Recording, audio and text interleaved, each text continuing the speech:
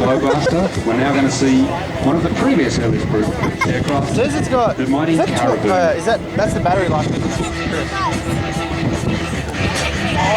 No, that is 20 minutes. Service is now operated by the Historical Aircraft Restoration Society. Retired in 2009 after 47 years of service the Royal Australian Air Force. Much loved by many, many hundreds, if not thousands, of military pilots that flew it in that 47 years.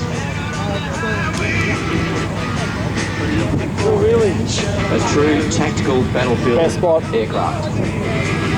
Short takeoff, short landing, very, very rugged and tough. Ladies and gentlemen, Caribou.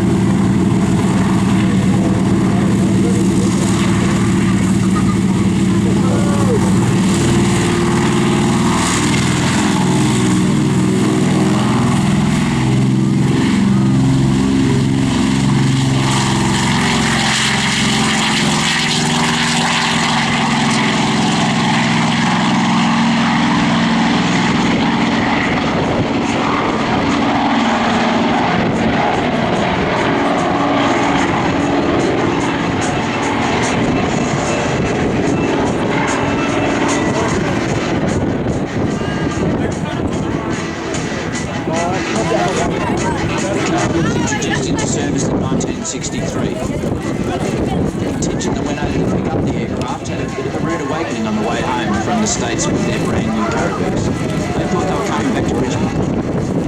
Halfway back, they got a message in the hotel overnight, turned right, tracked to Vietnam. The aircraft went straight from manufacture into a war zone and fought in that war for the next 7 years before it ever returned to Australia. I didn't know that.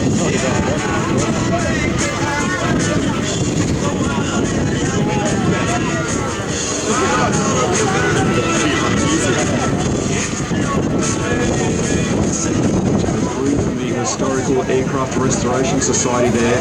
Now the Caribou has taken 47 years of service. We would have preserved this aircraft for future generations. Those engines have to be treated very carefully, but they're the two Pratt & Whitney R2000 radial engines, and they each produce 1,450 brake horsepower. Oh, this is about as fast as the Caribou.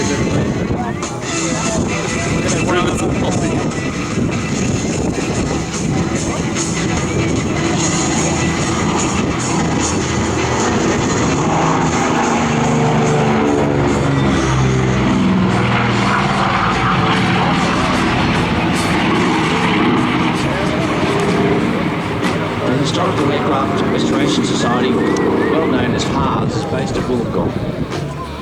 They would really like to acknowledge some major sponsors for this aircraft: the Shell Aviation Fuels and Australian Aerospace. Australian Aerospace and its predecessor companies have been providing maintenance support going right back to 1964 when the aircraft was first introduced. Australian Aerospace has just announced that they will be major sponsors of the Caribou at HARS for the future.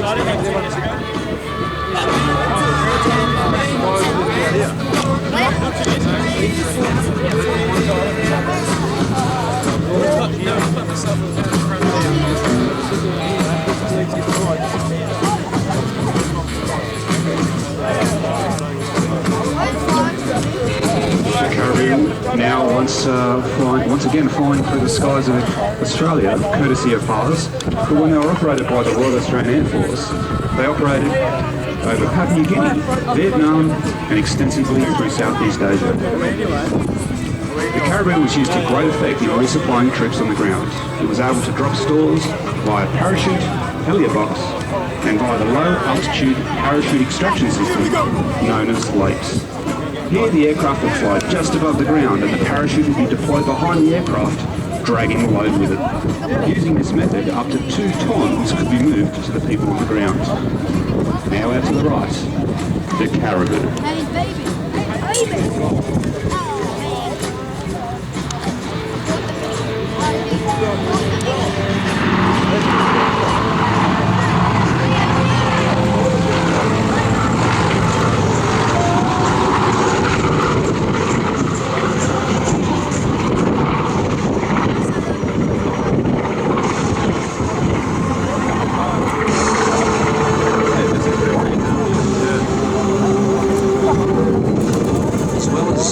Support in various countries around the world and in war zones that the Caribou has helped in.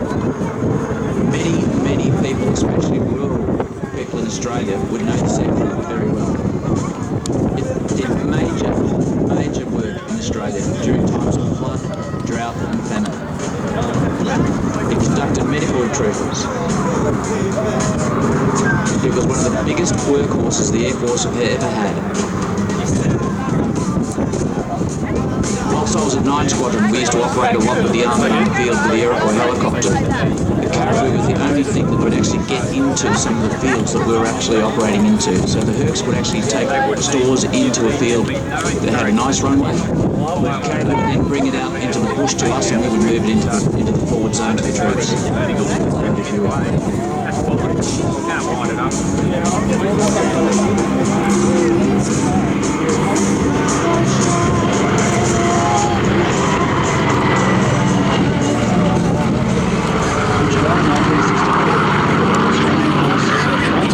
Vietnam has formed the Caribou to provide combat airlift throughout the conflict in the country. It was coined the Wallaby Airlines after the call sign Wallaby and was operated by number 35 Squadron of the Royal Australian Air Force. On the 15th of January this year, the Chief of Air Force Air Marshal Jeff Brown welcomed the Royal Submarine number 35 Squadron in preparation for flying the typical C-27J Spartan battlefield aircraft.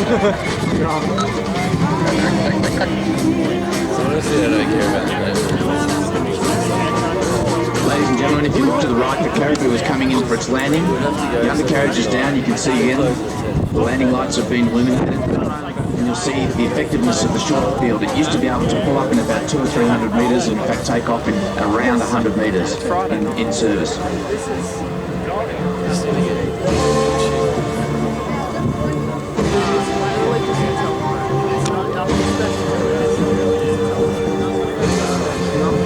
And all the men and women of the Australian Armed Forces were serving in Vietnam.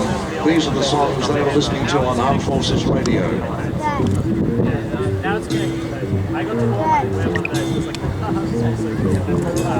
It's to your part of the city when the sun refuses to shine.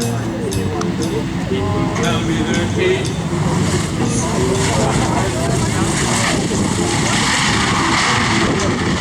Now I'm